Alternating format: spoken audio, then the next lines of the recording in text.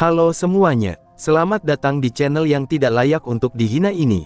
Sebelum kita mulai, atur posisi santainya, seruput kopinya, dan mari kita berkhayal. Aku sendiri tidak tahu, siapakah orang yang telah menyerang Kaisar Langit maupun diriku pada waktu itu. Tapi yang aku tahu adalah, orang itu bukan hanya ingin mengejar kekuasaan alam langit saja, tapi lebih dari itu, jawab ayah bayi kecil. Lin Tian dan bayi kecil terdiam, dia benar-benar tidak mengerti apa maksud ayah bayi kecil yang mengatakan, kalau orang misterius itu sebenarnya tidak menginginkan alam langit, tapi lebih dari itu yang dia inginkan. Dahulu aku, Bai Wutian, adalah salah satu dewa kuat yang menguasai alam.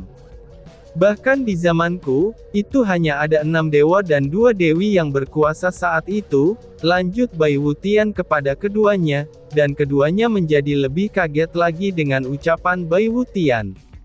Lalu, siapa 5 dewa dan 2 dewi lainnya? Tanya bayi kecil yang lebih kaget dengan siapa ayahnya ini yang sebenarnya.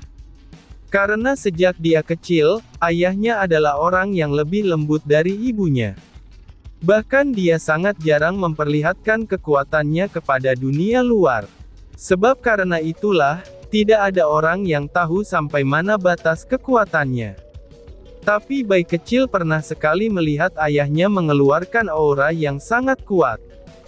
Bahkan dia yang saat itu masih di alam dewa pun dapat merasakannya, kalau kekuatan ayahnya itu tidaklah terduga. Kalian pasti sudah mengenal salah satunya dengan baik, jawab Bai Wutian.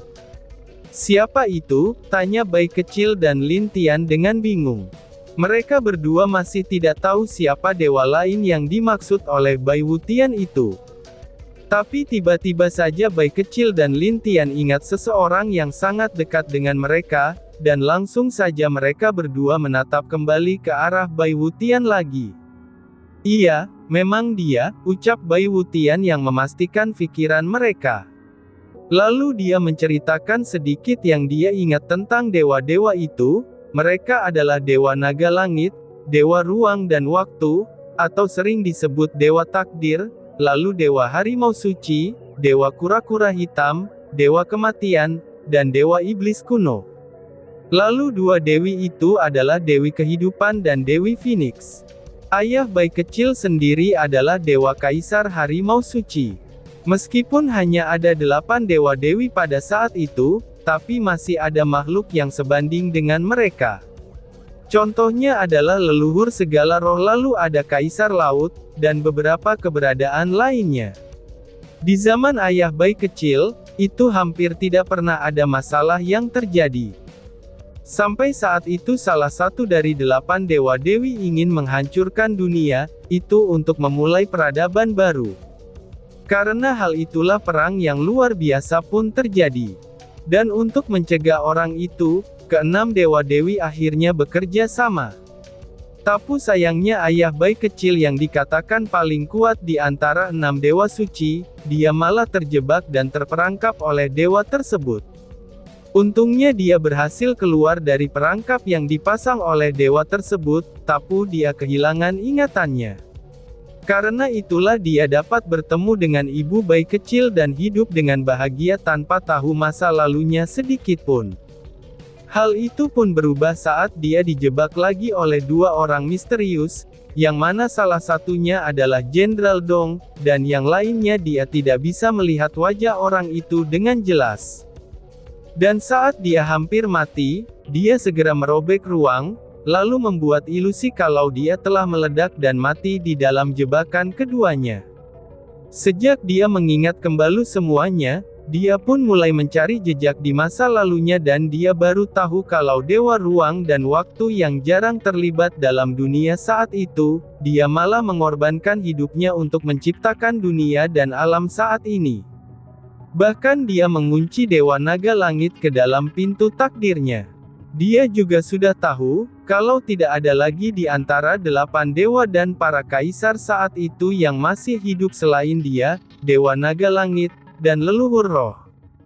Tapi meskipun begitu, kejadian saat Kaisar Langit mati dan mengunci alam langitlah yang membuat dia penasaran, kenapa Kaisar Langit sangat ingin mengunci alam langit.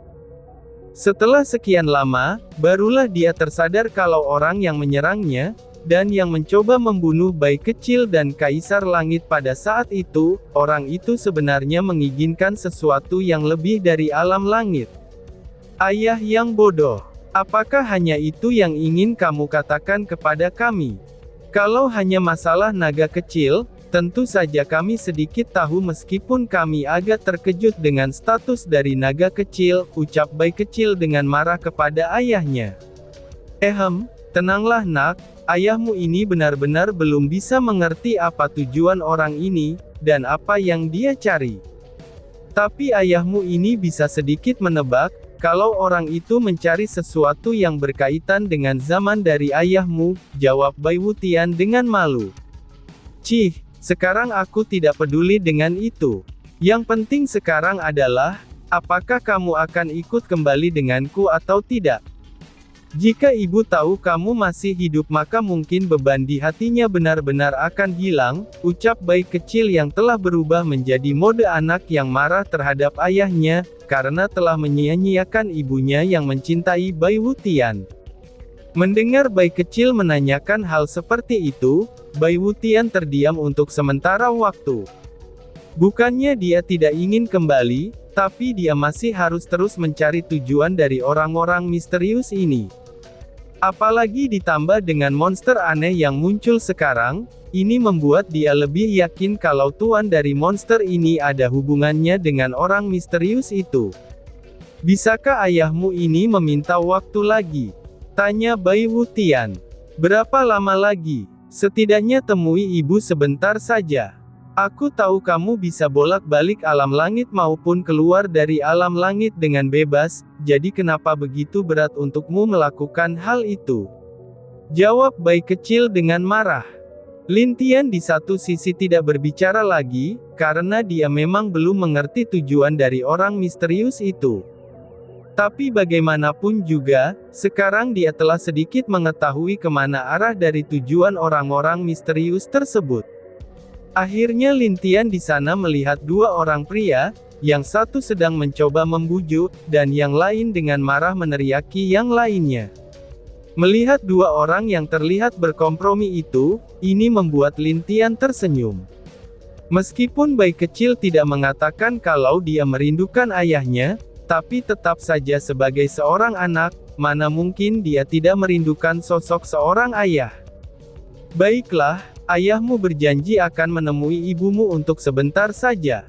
Setelah semuanya selesai, maka yakinlah, keluarga kita akan berkumpul lagi. Tentu saja itu harus dengan cucu dan juga dua menantumu yang cantik-cantik, ucap Bai Wutian yang terlihat menyetujui permintaan bayi kecil pada akhirnya, itu setelah mereka cukup lama berdebat. Mendengar janji ayahnya ini, bayi kecil sedikit mengangguk puas. Dia yakin ayahnya tidak akan berbohong, karena dia sangat mengerti sikap ayahnya yang selalu menepati janjinya. Namun berbeda halnya dengan ibunya, yang kadang-kadang bisa berubah pikiran tergantung suasana hatinya. Aku akan pergi dulu, lain kali kita akan bertemu kembali. Ucap Bai Wutian. Kemana ayah akan pergi? Tanya bayi kecil dengan cemas saat memandang Bai Wutian. Aku tidak tahu, tapi aku akan tetap mencoba mencari sisa-sisa dari zamanku dulu untuk menemukan petunjuk, jawab Bai Wutian dengan tenang. Apakah Paman Bai membutuhkan bantuan kami? Tanya Lin Tian. Bai Wutian menggelengkan kepalanya, baik Lin Tian maupun Bai kecil, mereka berdua tidak akan bisa melakukan seperti apa yang dia lakukan sekarang. Apalagi untuk keluar dari alam langit ini, itu sangatlah tidak mungkin untuk mereka. Tapi hanya dia saja yang dapat bolak-balik dan memecah ruang di sini. Jika ada orang lain lagi, maka hanya dua orang lagi yang bisa melakukannya. Tapi satu di antara mereka telah kehilangan kekuatan masa lalunya, dan satunya lagi telah terikat janji untuk menjaga pintu. Paman, apakah kamu sudah mencapai kultivasi yang lebih dari dewa penguasa tingkat tinggi? Tanya Lin Tian dengan penasaran. Oh, Kultivasi yang lebih tinggi ya, sebenarnya apa yang kalian pikirkan tentang kultivasi di luar dewa penguasa, itu adalah kultivasi yang sama dengan 8 dewa-dewi yang asli. Atau itu adalah tingkatan dari seorang dewa yang sesungguhnya, jawab Bai Wutian atas pertanyaan Lin Tian. Tapi sebenarnya tidak ada batas dari kultivasi di hidup kita ini, karena semakin tinggi kekuatan kita, maka akan semakin tinggi juga keinginan kita dalam mencari kekuatan yang tiada akhir itu, tambah Bai Wutian. Mendengar ucapan serta penjelasan Bai Wutian yang singkat itu, Bai Kecil dan Lin Tian mengerti dengan jelas apa yang terjadi, jika seseorang benar-benar gila dalam mencari kekuatan yang lebih tinggi. Mungkin untuk mendapatkannya, mereka akan melakukan peperangan, pengorbanan, pembunuhan, bahkan percobaan seperti yang dilakukan oleh Jenderal Dong. Jalan kultivasi itu tiada akhir, lalu benar dan salah itu kita sendirilah yang menentukannya. Untuk apa kekuatan itu digunakan juga, hanya kita jugalah yang bisa menentukannya. Jadi dayunglah perahu kecil kalian secara perlahan-lahan dengan tujuan yang pasti, daripada kalian dayung perahu kalian dengan cepat tapi tujuan tidak tahu kemana arah dari tujuan kalian. Karena itu akan membuat kalian pada akhirnya tenggelam ke dasar lautan, ucap Bai Wutian seperti sedang mengingatkan Bai Kecil dan Lin Tian. Aku mengerti ayah, ucap Bai Kecil.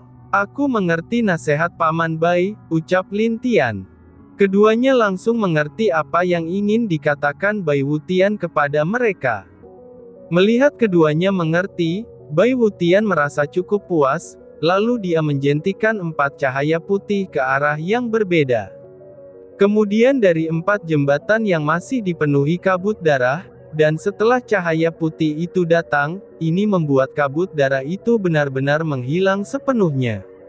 Lalu, jembatan itu pun terlihat seperti jembatan biasa. Aku telah melakukan tugasku di sini, dengan begini alam bawah akan tetap berjalan sesuai prinsipnya lagi setelah ini, ucap Bai Wutian. Paman, bisakah kamu membuka formasi yang menutupi alam bawah ini? Tanya Lin Tian.